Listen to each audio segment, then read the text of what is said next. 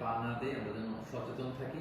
বিশেষ করে মাদ্রাসার ছাত্র ভাইদেরকে, আমার কলিজার টুকরা মাদ্রাসা, আলিয়া মাদ্রাসা, কৌমি মাদ্রাসার ছাত্র ভাইদেরকে আমি বলবো, আপনারা আপনাদের নিজ নিজ থানা, গ্রামের, এলাকার হিন্দু মন্দিরগুলো নিজ দায়িত্বে পাহারা দেন। প্যাট্রোলিং করবেন ভাগ করে করে, সকালে বিকেলে কারা দায়িত্ব পালন করবেন। মাদ্রাসার শিক্ষক যারা আছেন তারা এটা দেখভাল করেন। সামনের এক দুই দিন খুবই গুরুত্বপূর্ণ। আমরা চাই না যে আমাদের বিজয়টা এভাবে নষ্ট হয়ে যায়। এই জাতীয় ষড়যন্ত্র যারা করছে তাদের ষড়যন্ত্রকে আপনারা নস্যাৎ করে দিন সংঘবদ্ধভাবে। সো এটা আমাদেরকে খেয়াল রাখতে হবে। কিছু অগ্নিকাণ্ড বা বিচ্ছিন্ন ঘটনা যদি ঘটে, দেখা যাবে যে যারা এই বিজয়ে খুশি না তারা এটাকে ইন্টারন্যাশনালি তারা এটা প্রোপাগেট করবে। তারা বলবে যে Bangladesh is on terrorist attack, জঙ্গি অ্যাটাকে কবলে পড়েছে বাংলাদেশ, অনেক ন্যারেটিভ তারা দাঁড় করাবে এবং এটা করতে তারা বড় করবে। সো আমরা এত সহজে এই বিজয়কে নষ্ট হতে দিব না।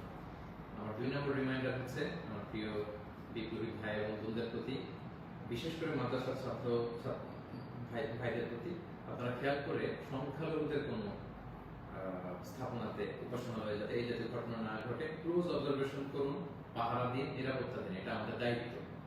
আমরা এবার যদি ভুল করে ফেলি তাহলে বাংলাদেশে ইসলাম অনেক পিছিয়ে যাবে। বাংলাদেশ সমৃদ্ধ বাংলাদেশ গড়বার স্বপ্ন এটা অনেক পিছিয়ে যাবে। 3 নম্বর যে কথাটি আমি শেয়ার করতে চাই সেটা হচ্ছে, আমরা প্রায় বলি যে ইতিহাসের সবচেয়ে বড় শিক্ষা হচ্ছে যে মানুষ ইতিহাস থেকে শিক্ষা নেয়। আমরা যেটা দেখলাম প্রায় 1.5 যুগ ধরে বা 1.5 দশক ধরে যে ক্ষমতাসীন দলটি ছিল, তারা যখন আজকে বিদায় নিল, বিদায় তো না, বেসিকলি তারা বাধ্য হয়ে ক্ষমতা ছেড়ে পলায়ন করেছে। তো তাদের বিদায়টা আসলে কেমন হলো যদি আমরা একটু বিশ্লেষণ করি, অ্যানালাইসিস করি, যে আপনার ক্ষমতার দাপটে বাকি মহিষে এক ঘাটে পানি খেতে এরকম অবস্থা।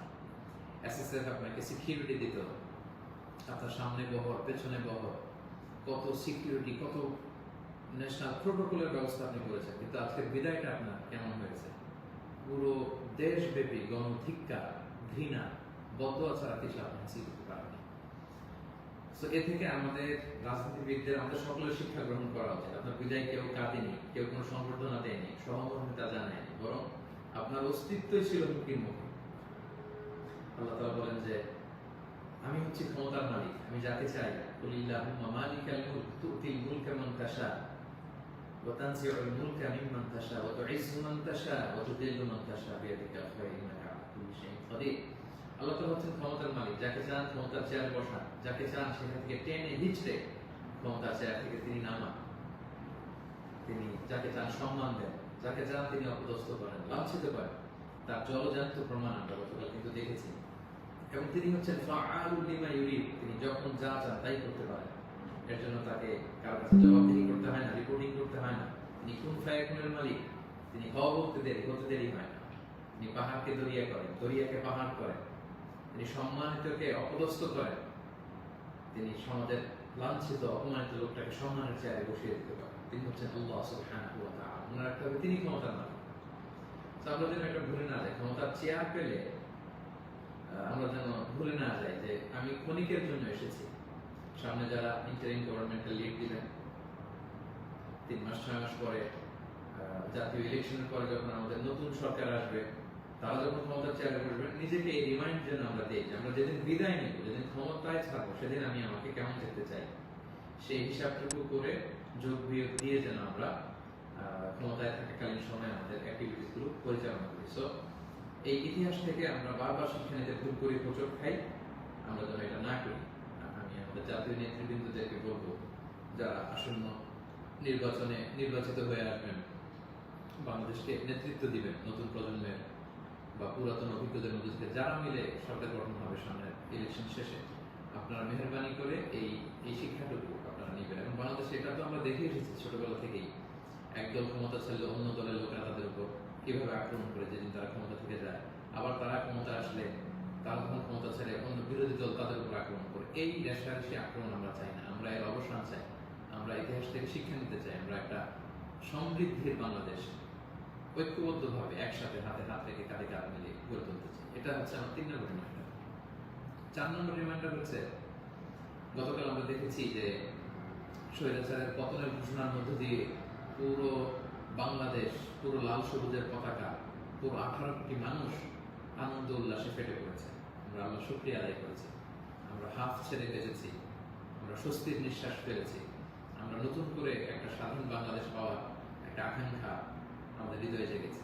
সময় সুখী, কিন্তু দুঃখের ব্যাপার হলো আমরা মাঝে মাঝে আবেগে অথবা লোভে পড়ে অথবা হৃদয়ের জ্ঞান হারিয়ে এমন কিছু করে ফেলি যেটা আমাদের এই বিজয়কে, আমাদের অ্যাচিভমেন্টকে প্রশ্নবিদ্ধ করে, এটা ন্যায্যতাকে প্রশ্নবিদ্ধ করে। গতকাল আমরা দেখেছি যে উল্লাসিত জনতা তারা জাতীয় সংসদ ভবনে ঢুকে পড়েছে, গণভবনে ঢুকে পড়েছে, সেখানে যে লুটপাট, চুরি, যা বলা যায় এগুলো সব ধরনের কাজগুলো করেছে এবং এগুলো কিন্তু লাইভ ব্রডকাস্ট হয়েছে, বিশ্বব্যাপী ছড়িয়েছে। তো আপনারা আসলে কি মেসেজ দিলেন? আমাদের দেশের ছাত্র জনতা কিছু, তারা কি লুটপাট করে? যারা ক্ষমতা ছেড়ে পালালো তারা তো এটাকে ইন্টারন্যাশনালি প্রোপাগান্ডা বানাবে যে দেখুন কিরকম লুটপাট, চুরি, আক্রমণ এগুলোর মধ্যে দিয়ে তারা গণভবনকে দখল করছে, তারা একটা ইস্যু বানাবে। তো এই ব্যাপারটাকে আমি খুবই অপছন্দ করেছি, খুবই। আমি বলবো না যে শিক্ষিত ছাত্র জনতা এমন করেছে, যেহেতু উল্লাসিত জনতা সেখানে ঢুকে পড়েছিল, এখানে ভালো মানুষ ছিল, খারাপ মানুষ ছিল, ছিচকে চোর ছিল, টোকাই ছিল, তারা এগুলো করেছে। কিন্তু আমি দেখে অবাক হয়েছি মাঝে মাঝে অনেক ভালো ফ্যামিলির ছেলে পেলে অথবা নামাজি, দেখে প্র্যাকটিসিং মনে হয়, তারাও এরকম ছবি দিয়েছে। কেউ গণভবনের বালিশ, কেউ চেয়ার, কেউ টেবিল, কেউ পাঙ্গাস মাছ, কেউ ফ্রিজের খাবার, যে যেরকম পেরেছে হরিলুট করেছে তার।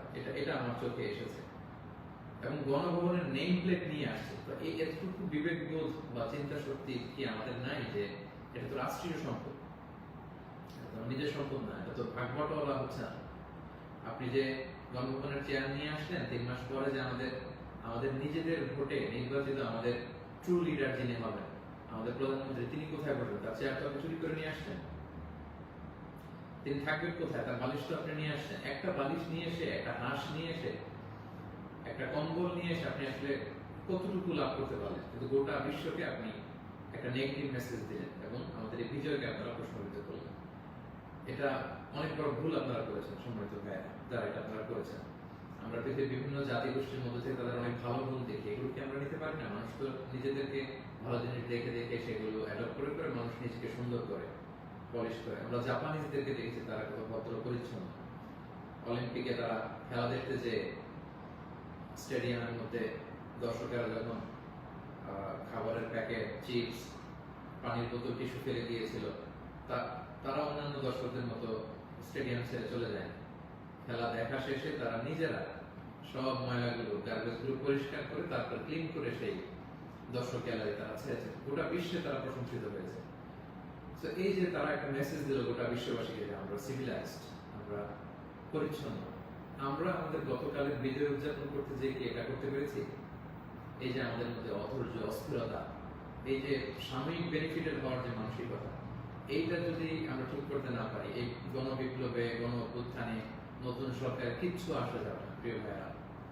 মানে I'm telling you the truth, I'm telling you the reality, এটা আপনাদের মনে রাখতে হবে।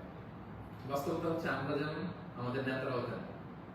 আমরা গতকাল হরিলুট করেছি, আমাদের নেতারাও হরিলুট করেছে। আমরাও চুরি করেছি, তারাও চুরি করতে। আমরা আসলে সুযোগের অভাবে সব, বাস্তবতা যেটা। কথাগুলো এই মুহূর্তে, বিজয়ের মুহূর্তে তিক্ত হলেও আমাকে ইসলামিক পয়েন্ট অফ ভিউ থেকে এই রিমাইন্ডারগুলো আমাকে বলতে হচ্ছে। I am sorry for that. তারা পদ্মা সেতুতে দুর্নীতির সুযোগ পেয়েছে, ওই লুট করেছে। তারা দেশের বড় বড় মেগা প্রজেক্টে লুট করেছে, আর আপনি ছোট্ট জিনিস লুট করার সুযোগ পেয়েছেন, ওইটা করেছেন। কোনো পার্থক্য নাই। তারা করেছে বড় বড় হরি লুট, আপনারা করেছেন ছোট ছোট চুরি লুট।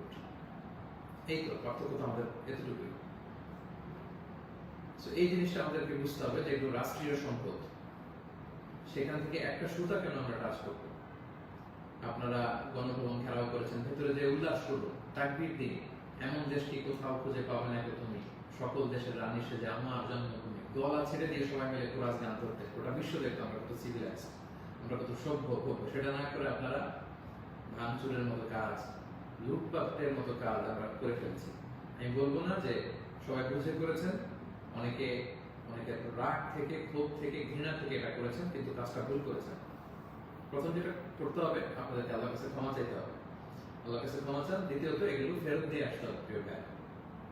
আমাদের ছাত্র বন্ধুরা এগুলো কালেকশন করছে, এবং ছাত্র ভাইদেরকে আমি বলবো যারা এগুলো আবার রিটার্ন দিতে আসবে তাদেরকে যেন আমরা ব্লেম না করি, পড়াশোনা না করি।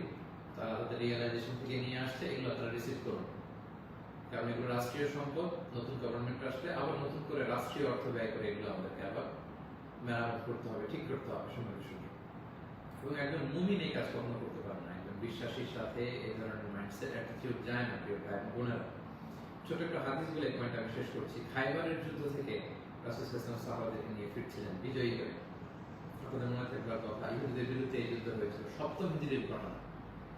ফেরার পথে রাসূল সাল্লাল্লাহু আলাইহি ওয়াসাল্লাম একদিন খাদেম রাসূল সাল্লাল্লাহু আলাইহি ওয়াসাল্লাম উটের হাওদাস ঠিক করছিল, এমন সময় একটা বিক্ষিপ্ত তীর এসে তার গায়ে লেগে সে সেখানে মারা যায়। সাহাবারা তার জন্য দোয়া করলো। তারা বললো কি খুশ নসিব তার, যুদ্ধ থেকে ফিরে আসার পথে এই মুজাহিদ শহীদ হয়েছে, জান্নাতের নীল পাখি হয়ে সে ঘুরবে। রাসূল সাল্লাল্লাহু আলাইহি ওয়াসাল্লাম বললেন, না, তোমরা এই মন্তব্য করো না, তোমরা জানো না আমার এই দাস সে সুযোগ পেয়ে রাষ্ট্রীয় সম্পদের অর্থাৎ গনিমতের যেটা পেয়েছিল ভাগ বটলার আগে সে লোকচক্ষুর আড়ালে একটি চাদর চুরি করেছিল, এবং এই জাহান্নামের এই চাদর তার গা পেঁচিয়ে তার শরীরকে জ্বালিয়ে ফেলবে, তাকে দগ্ধ করবে। আল্লাহু আকবার। অনেক লম্বা কথা, আমি সংক্ষেপে শেষ করে দিচ্ছি। সময়টা যদি আপনি খেয়াল করে দেখুন, একজন সাহাবী, বিশ্বনবীর সার্ভেন্ট, সে রাষ্ট্রীয় এই সামান্য একটা চাদর চুরি করার কারণে রাসূল সাল্লাল্লাহু আলাইহি ওয়াসাল্লাম বললেন, শাহাদাত তো দূরের কথা, এই চাদরটাকে অগ্নিদগ্ধ করবে। তো আপনার কি ভয় হয় না? আপনি যে গণভবন থেকে বালিশ নিয়ে আসলেন, চাদর নিয়ে আসলেন, ওখানকার টিভি নিয়ে আসলেন, ওখানকার জিনিসপত্র যে আপনি কাঁধে করে নিয়ে আসলেন, ফুলের টব এটা সেটা ভেঙে যে নিয়ে আসলেন, এগুলো যে আগুনের লেলিহান শিখা হয়ে আপনাকে জ্বালাবে, আপনার কি ভয় হয় না? এই মাইন্ডসেটে যদি আমরা থাকি, কোন ভালো নেতাই আমাদের কিছু করতে পারবে না। 18 কোটি জনগণের এই হাইলি পপুলেটেড দেশে কেউ এসে কিছু করে দিয়ে যেতে পারবে না যদি আমরা নিজেরা না শুধরাই। আমরা এটা ভুল করেছি, আমরা অনুতপ্ত হব, অনুশোচিত হব। যারা আমার আলোচনা শুনেন, আমাকে পছন্দ করেন, আমি হাত জোর করে অনুরোধ করব, প্রত্যেকটি জিনিস আপনারা ফেরত দিয়ে আসবেন। এগুলো রাষ্ট্রীয় সম্পদ, কোনো রাষ্ট্রীয় সম্পদকে তো সুরক্ষিত করার অধিকার আল্লাহ তাআলা আমাদেরকে দেন। আল্লাহ তাআলা আমাদেরকে বোঝার তৌফিক দান করুন। 5 নম্বর যে পয়েন্টটি বলবো সম্মানিত ভাই এবং বোনেরা, গত রাত থেকে এখন পর্যন্ত আমি শুনেছি যে কাইন্ড অফ সিভিল ওয়ারের মতো একটা অবস্থা, গৃহযুদ্ধের মতো অবস্থা, থানা জ্বালিয়ে দেওয়া, ভিন্ন রাজনৈতিক মতাবলম্বী যারা তাদেরকে সুযোগ পেয়ে আক্রমণ করা, হতাহতের ঘটনা কিন্তু ঘটেছে। এইরকম চালিয়ে গেলে আমাদের বিজয় কিন্তু যে কোনো মুহূর্তে নস্বাত হয়ে যেতে পারে। এবং আমি সেনাবাহিনীকে বলবো, অস্থায়ীভাবে সামনের 2 দিনের জন্য আপনারা আর্মি ডেপ্লয় করুন সব জায়গায়, প্রতিটি থানায়, প্রতিটি ইউনিয়নে, প্রতিটি জেলায়, just to confirm and ensure the security. Interim government যখন আসবে তখন তাদের দিক নির্দেশনা অনুযায়ী তাদের লিডারশিপে আপনারা সহযোগিতা করবেন, কাজ করবেন। কিন্তু এই হানাহানি, মারামারি, রক্তপাত থামানোর জন্য, সংঘাত থামানোর জন্য আমার মনে হয় আমাদের প্রাণের ব্যাটালিয়ন সেনাবাহিনীকে আমি এই অনুরোধটুকু করবো যে জরুরি ভিত্তিতে দেশের এই সমস্ত জায়গায়, থানাগুলোতে, মন্দিরগুলোতে যেখানে সংঘাত হওয়ার সুযোগ আছে সেখানে আর্মি যেন ডেপ্লয় করা হয়। তা না হলে যে পরিমাণে হতাহতের ঘটনা ঘটেছে, এটা যদি আর 1-2 দিন চলতে থাকে এরকম, এবং সুযোগ পেয়ে একে আক্রমণ করা, ওকে আক্রমণ করা, ঝাল ক্ষোভ মেটানো, বা ভিন্ন রাজনীতিতে হওয়ার কারণে এতদিন তারা জুলুম করেছে, আজকে তার বাড়ি জ্বালিয়ে দিব, তার ছেলে মেয়েদের অত্যাচার করবো, তার উপর আক্রমণ করবো, এটা যদি আমরা করি তাহলে আমরা ভুল করে ফেলবো। আমি আগেই বলেছি যে বিজয়ীরা দায়িত্বশীল হয়, দায়িত্বশীলতার পরিচয় দিতে হবে, তাহলে এই বিজয়টা টেকসই হবে। তা না হলে এভাবে লুটপাট শুরু হলে বলবে যে এই স্বৈরাচারী সরকার এত দেশে ভালো ছিল, এখন তো দেখে দেশের অবস্থা আরো খারাপ। এরকম কোনো কমেন্ট যদি কেউ করার সুযোগ না পায়, কেউ যেন এই চান্স নিতে না পারে, একটা গৃহযুদ্ধের দিকে যেন আমরা চলে না যাই। আল্লাহ তাআলা আমাদের দেশকে হেফাজত করুন সম্মানিত ভাই বোনেরা। এবং যারা বড় বড় অপরাধী ছিল, ক্রাইম করেছে, অবশ্যই তাদেরকে আইনের হাতে তুলে দিন, তাদেরকে ধরে রাখুন, বেঁধে রাখুন, পুলিশের হাতে দিন, সেনাবাহিনীর হাতে দিন, সংঘবদ্ধভাবে তাদেরকে আটকে রাখুন, তাদেরকে দেশ ছাড়তে, দেশ থেকে পালাতে আপনারা বাধা দিন। এই কাজটুকু করবেন। এটি ছিল 5 নম্বর রিমাইন্ডার। 6 নম্বর রিমাইন্ডার, খুব রিসেন্টলি হোপফুলি আজকে ইন্টারিম গভর্নমেন্টের রূপরেখা যারা থাকবেন সেটা বলা হবে, খুবই গুরুত্বপূর্ণ। জন্য আমি লাইভও দেরি করতে চাচ্ছি না, আমি উৎসুক হয়ে আছি এই নিউজ শুনবার জন্য। কিন্তু বর্তমানে যেহেতু সেনাবাহিনী সবকিছু নেগোসিয়েট করছে এবং আমাদের বৈষম্য বিরোধী ছাত্র আন্দোলনের ভাইদেরকে, সেনাবাহিনীর দায়িত্বশীলদেরকে আমি বলবো যে এখনো কিন্তু সন্ত্রাসী গোষ্ঠী বা অপশক্তি দেশের বিভিন্ন জায়গায় আছে। বিশেষ করে আমরা বিভিন্ন সময় দেখেছি যে ছাত্রদের হাতে আমরা রামদা, হকি স্টিক, তারপর অস্ত্র আমরা দেখেছি। বিভিন্ন সময় আমরা ছাত্রলীগের ছাত্রদের হাতে আমি দেখেছি যে তারা সাধারণ ছাত্রদেরকে আক্রমণ করতে একটা সারাশি অভিযান চালিয়ে গোটা দেশের ছাত্রলীগের যত সন্ত্রাসী আছে তাদের হাত থেকে এই অস্ত্রগুলো সিজ করতে হবে। শুধু ছাত্রলীগই না, এটা উদাহরণ হিসেবে বললাম, যত ছাত্র সংগঠন আছে কারো হাতে যদি কোনো আগ্নেয়াস্ত্র, অস্ত্র এগুলো পাওয়া যায়, খুব জরুরি ভিত্তিতে এগুলো পুরো দেশে সাহসী অভিযান চালিয়ে এগুলো সিজ করতে হবে। কোনো ছাত্রের হাতে, কোনো সিভিলিয়ানের হাতে কোনো গান, কোনো রামদা এগুলো যেন আমরা কখনো না দেখি। ছাত্ররা রামদা নিয়ে ক্যাম্পাসে তারা দাপট দেখাবে, এই দৃশ্য আমরা যেন বাংলাদেশে না দেখি। এরকম একটি পরিবেশ যেন আমরা তৈরি করতে পারি। আমি সেনাবাহিনীর কাছে অনুরোধ জানাবো, আমি সামনে যে ইন্টারিম গভর্নমেন্ট হবে তাদের কাছে অনুরোধ জানাবো, বৈষম্য বিরোধী ছাত্র আন্দোলনের ভাইদেরকে এই বিষয়ে গুরুত্ব দেওয়ার জন্য অনুরোধ জানাবো। কারণ আমি বিভিন্ন ভাবে আমাদের কিছু সোর্স আছে, আমরা জেলায় জেলায়, থানায় থানায় এরকম হতাহতের ঘটনা শুনেছি। সেগুলো আমাদেরকে নিয়ন্ত্রণ করতে হবে। সবশেষে সম্মানিত ভাই বোনেরা, আমি এই কথা বলে শেষ করতে চাই যে আমাদের ধৈর্যের পরিচয় দিতে হবে, আমাদেরকে শান্তি শৃঙ্খলা রক্ষার সর্বোচ্চ চেষ্টা করতে হবে। প্রতিহিংসার রাজনীতি আমরা বাংলাদেশে আর দেখতে চাই না, আমরা হানাহানি মারামারি এটা দেখতে চাই না। আমরা জাতি, ধর্ম, বর্ণ নির্বিশেষে আমরা যেন সবার প্রতি মানবিক হতে পারি, আমরা সেটা চাই। আমরা চাই মেরিটোক্রেসির ভিত্তিতে আমাদের দেশ চলবে। দেশের যতটি চাকরি দেওয়া হবে, পদায়ন হবে, যারা সচিব হবেন, যারা বিসিএস ক্যাডার হবেন, যারা সরকারি আমলা হবেন, প্রতিটা চাকরি যেন মেধার ভিত্তিতে হবে। Meritocracy should be the national policy of Bangladesh, our new Bangladesh, our new independent Bangladesh. আমি দায়িত্বশীলদের কাছে অনুরোধ করছি, আমাদের ন্যাশনাল কয়েকটা পলিসি থাকা দরকার। যেমন সিঙ্গাপুরের 3-4টা জাতীয় পলিসির মধ্যে একটা হচ্ছে মেরিটোক্রেসি। রাষ্ট্রীয়ভাবে যেন ঘোষণা দেওয়া হয় যে মেরিটোক্রেসির ভিত্তিতে আমাদের বাংলাদেশ চলবে। আমাদের বিচার বিভাগ সম্পূর্ণ স্বাধীনভাবে, এখানে কেউ হস্তক্ষেপ করতে পারবে না। কোনো চাঁদাবাজি আমাদের বাংলাদেশে চলবে না, কোনো ঘুষ বাংলাদেশে চলবে না। একটা সমৃদ্ধির বাংলাদেশ আমরা যেটা স্বপ্ন দেখি, আমরা যে স্বাধীন বাংলাদেশের স্বপ্ন দেখি, আমরা যেন একসাথে সেটা করতে পারি। Together we rebuild hour nation again, ইনশাআল্লাহ। সো সম্মানিত সুধী, আমি এই আহ্বান জানিয়ে শেষ করব, কেউ আইন শৃঙ্খলা অবনতি ঘটাবেন না, সংঘাতে জড়াবেন না, আইন নিজের হাতে তুলে নেবেন না। সংখ্যালঘু ভাইদের দিকে দৃষ্টি রাখুন, কারণ এইটাকে তারা টার্গেট করে একটা প্রতি বিপ্লব, দেশে একটা ক্যাওটিক সিচুয়েশন তৈরি করবে।